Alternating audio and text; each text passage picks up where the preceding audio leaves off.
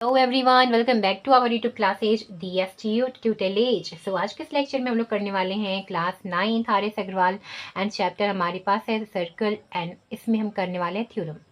So theorem number 1 है आज। अगर आपने हमारे चैनल को अभी तक सब्सक्राइब नहीं किया है तो सब्सक्राइब कर लो, बेल आइकन को प्रेस कर लो सो डैट कि ऑन टाइम आपको सारे के सारे वीडियो लेक्चर्स मिल सकें एंड आप सभी फ्रेंड्स के साथ हमारे चैनल को शेयर भी कर देना। मैं इसका प्लेलिस्ट बना के डिस्क्रिप्शन बॉक्स में इसके लिंक डाल दूंगी सो डैट कि आपको कहीं प्रॉब्लम ना हो, आप इजीली सारे के सारे थ्योरम्स देख सको। फिर इसके बाद हम स्टार्ट करेंगे एग्जांपल्स, देन स्टार्ट करेंगे एक्सरसाइज के क्वेश्चन। So let's start. तो अभी हमारे पास है थ्योरम नंबर 1 सर्कल का, जो कह रहा है two circles are congruent if and only if they have equal radii. दो सर्कल कॉन्ग्रुएंट होंगे तब जब दोनों सर्कल में उनका जो रेडियाई है दोनों का क्या हो, इक्वल हो। तो यहाँ पे आप प्रूफ में डालिएगा कि लेट COR एंड CO' इस बी टू सर्कल्स। मतलब क्या, C मीन्स है, हम ऐसा किसको दिखाते हैं, मैंने आपको बताया था कि ऐसा हम किसको दिखाते हैं, सर्कल को। अगर सर्कल को आपको बताना है किसी को तो जैसे आप ट्रायंगल बताते थे ना, ट्रायंगल के साइन ऐसे लगा के कि ट्रायंगल ABC, वैसे आपको सर्कल अगर दिखाना तो आप कैसे दिखाओगे, तो लिखोगे CO मीन्स ऑरिजिन, जो भी उसका ऑरिजिन का नाम हो। यहाँ पे ऑरिजिन का नाम O है फर्स्ट वाले में, सो मैंने O किया। सेकंड वाले में यहाँ पे नाम है, देख सकते हो आप, O डैश। तो देखो फर्स्ट वाले में O है, इसका रेडियस का नाम R है, इसके सेंटर का नाम O है, ऑरिजिन यानी centre, right. O mean centre, इसके सेंटर का नाम O है, R है रेडियस, O डैश है सेंटर, S है इसका रेडियस। सो इसको हम लोग दिखाना होगा तो ऐसे लिखेंगे कि COR, और अगर इसको दिखाना होगा तो इसका हम लोग लिखेंगे CO'S, राइट, ऐसा इसको लिखेंगे। तो यहाँ पे हम वही कर रहे थे। ये आपका फर्स्ट वाला ट्रायंगल है एंड ये आपका सेकंड वाला ट्रायंगल, दो ट्रायंगल है आपके पास। तो अब आपको प्रूफ करना है, तो मैंने वो समझा रखा है। तो यहाँ पे आप लिखना let the circle CO'S be placed on the circle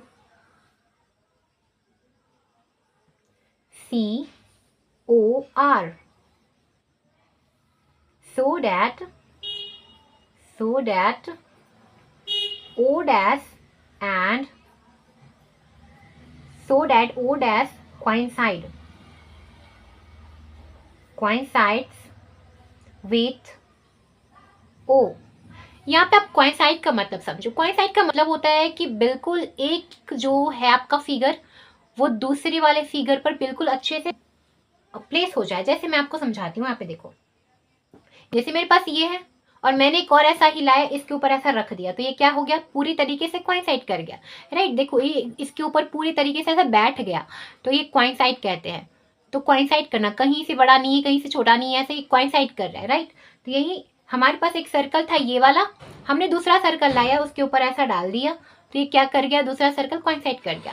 so O' वाले सर्कल पर OR वाला सर्कल कोइंसाइड कर जाए। ऐसे ही मतलब क्या कि हमारे पास जो फिगर हमने बनाया था इसमें जो ये है, ये वाला इसके ऊपर जाके क्या कर जाए, बैठ जाए पूरे तरीके से, तो हम लोग बोलेंगे कि ये कोइंसाइड कर गया। और जैसे ये कोइंसाइड कर जाता है, हमने सपोज करना था, तो अगर ये पूरी तरीके से उसको कवर कर लेगा, इसका मतलब क्या है कि देखो ये पहले से आपके पास सर्कल था और इसके ऊपर जो दूसरा सर्कल है वो भी बैठ गया, तो पूरी तरीके से इसका ये सरकमफ्रेंस क्या हो गया, ये इसके ऊपर कोइंसाइड कब कर सकता है, जब इसका सरकमफ्रेंस इसी के शेप का हो, इसी के शेप का चीज इसके ऊपर कोइंसाइड कर सकता है। तो जब ये पूरी तरीके से इस पर बैठ जाए, मतलब सरकमफ्रेंस दोनों का क्या है, सेम है। अच्छा, तो सेम शेप है तो इसका भी रेडियस भी क्या होगा, सेम होगा, राइट। यानी जो R होगा वो S के क्या होगा, इक्वल होगा ना। तो जो O होगा वो कहाँ आके बैठेगा, O डैश पे आके बैठ जाएगा। O आएगा किसके ऊपर बैठ जाएगा, O डैश के ऊपर। सेंटर भी सेम हो जाएगा, सेम रेडियस भी हो जाएगा, तभी ना ये पूरी तरीके से इसको कवर करेगा। समझ रहे हो ना। तो कवर करेगा यानी कि अभी क्या कर गया, कोइंसाइड कर गया। तो आप लिखोगे देन क्लियरली, आप लिखोगे then clearly CO'S will cover COR, मतलब CO'S जो है वो पूरी तरीके से COR को कंप्लीटली कवर करेगा, वनली। और तब ये कब कब ये कवर करेगा, जब ये क्या होगा, इसका आर जो है ओनली व्हेन जो इसका आर है वो क्या हो जाए, एस के इक्वल हो जाए, मतलब क्या दोनों के रेडियस क्या हो जाए, सेम हो जाए। जब रेडियस सेम हो जाएगा तो अब देखो रेडियस सेम हो गया, ये तो प्रूफ करना था कि दो सर्कल तभी कॉन्ग्रुएंट होंगे जब उनका रेडियस सेम होगा। तो ये अब इनका रेडियस सेम हो गया, मतलब एक शेप जो है, जो पहला सर्कल है वो दूसरे सर्कल के ऊपर जाकर के बहुत अच्छे तरीके से बैठ जाएगा, क्योंकि इसका रेडियस भी सेम है, सरकमफ्रेंस भी अब सेम हो गया है कोइंसाइड करने के कारण, राइट। तो अब इसे हम लोग बोल सकते हैं कि हेंस जो आपके पास जो था, हेंस जो आपके पास सर्कल था, to circles will be congruent only when,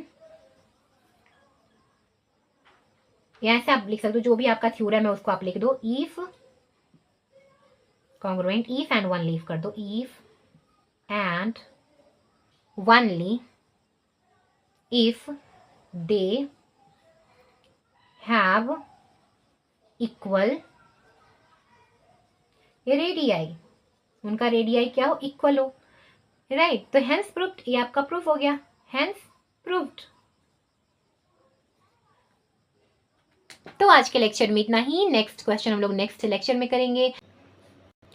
सो आज के लेक्चर में क्वेश्चन नंबर 16 तक ही, नेक्स्ट क्वेश्चन हम लोग करेंगे नेक्स्ट लेक्चर में। So thanks for watching, keep learning with DS tutelage.